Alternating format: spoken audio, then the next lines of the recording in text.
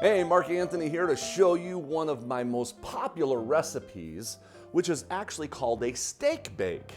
And today, these are so easy to do. Let me show you. I don't know if any of you have ever used this Better Than Bouillon. This is just a no beef base. There's no beef in it whatsoever, but it has a remarkable beef flavor. And we are actually just going to make a stock. I guess just a beef stock is what you're doing. And so just a little bit of that bouillon and water should do the trick right there. Yeah, and in just a couple seconds, you've got that completely dissolved in the water, just like that. So we're gonna use this in just a minute here. But here's my ingredients. You've got your bouillon. This right here is a mirepoix blend, which basically it's carrots, onions, and bell peppers. And I used red and yellow bell peppers today. Carrots, onions, bell peppers, just ran it in the blender until it was smooth. And then I've got a couple flours here. I've got Vital wheat gluten flour, V-I-T-A-L, wheat gluten flour, and this is a brown rice flour. So you just take 4 cups of the Vital wheat gluten flour and about a cup of rice flour. And you gotta have that rice flour in there or you won't get the moisture in it. And we wanna make sure we've got moisture in it. So that's one of the big elements to making this moist. So we're gonna give this just a little mixture because I don't want all of the flour getting separate. I need it kind of incorporated here a little bit. And then we're gonna add our beef stock, beefless stock is what it is now. And we're gonna add all of the mirepoix blend. Some mirepoix blends will actually have celery in them, and which you can do that too. Today I just did the onions, carrots. We're just gonna give this a quick blend here.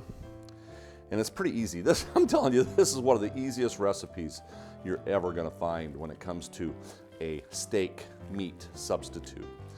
And after you've done this once or twice, you'll know exactly how to do it. This one's pretty recipe driven, just because I know what I need to do with it. But you'll take a look at it and say, I need to add a little more water to it, or I need to do a little bit of this to it. And right now, I'm gonna just add a little more water to it.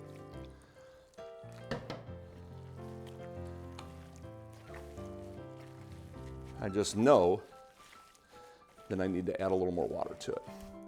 And then, you can take any pan, give a little spray if you've got sticking problems there.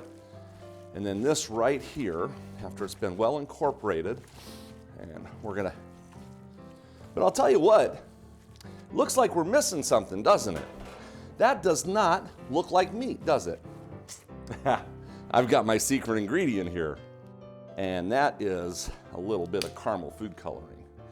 And we can just put about a tablespoon in there, and we are gonna change the color of this to a dark black and brown color. Now it's starting to look more like meat. Does that look a little better for you?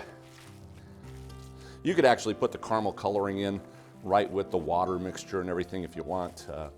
Doesn't have to go in later like I did. Okay, but the thing I want to show you is that you're getting multiple colors. See how you're getting different colors? And meat has different colors. And that's why sometimes I like to really get that authenticating look by mixing that ahead of time. Okay, so what we're gonna do, we're just gonna take a couple logs here. We'll do 2 logs. That sounds pretty good to me.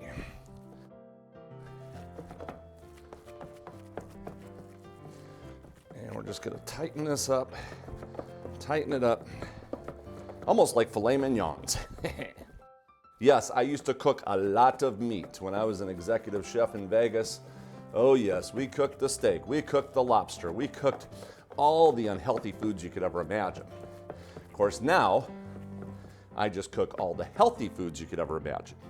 All right, and one more secret I want to share with you real quick here to really give it this meat look.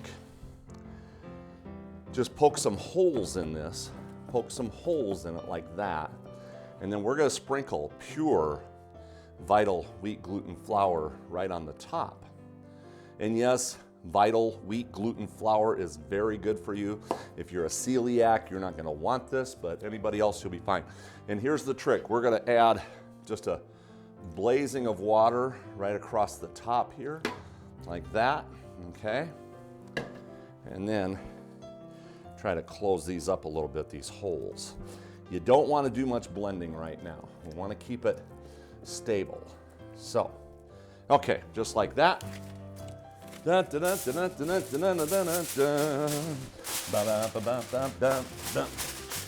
I love having fun in the kitchen. And here we go. This is gonna go in the oven for 1 hour at 350 degrees.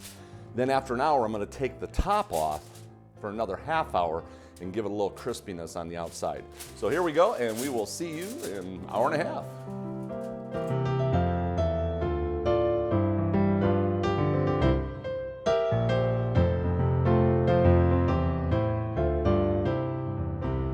All right, these steak bakes are coming out of the oven, and woohoo, do they look good. Look how they puffed up a little bit on me. Now it really does look like a filet mignon.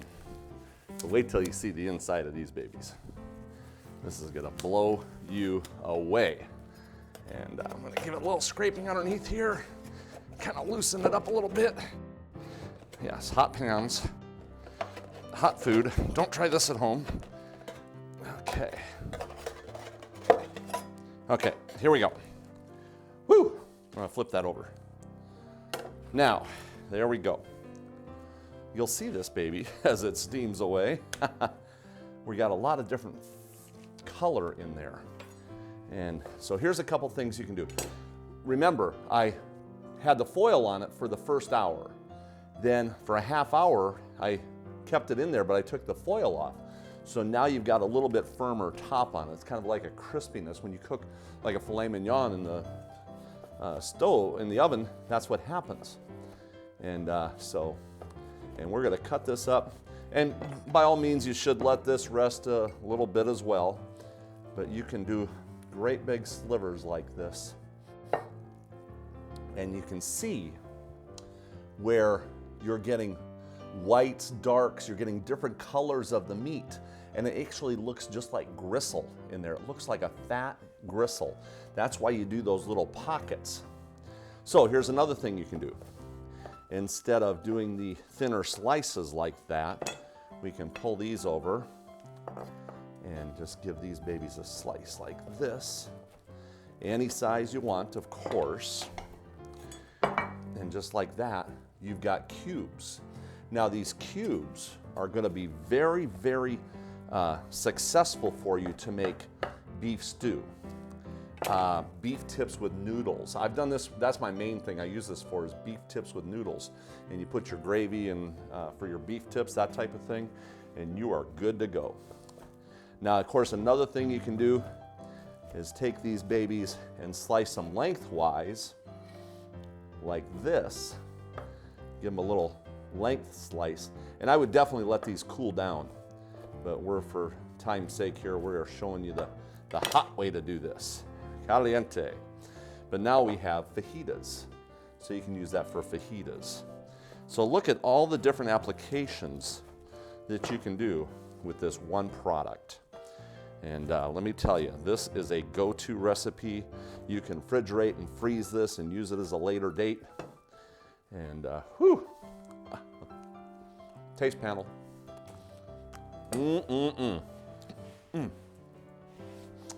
Absolutely fabulous. That's the way you do it. It's a steak bake. You can use it as a steak meat. You can use it as a fajita. And my favorite is to use it as beef stew or beef tips with noodles, things like that. There you go. You are going to love this recipe. Share it with your friends, and we will see you next time in the kitchen.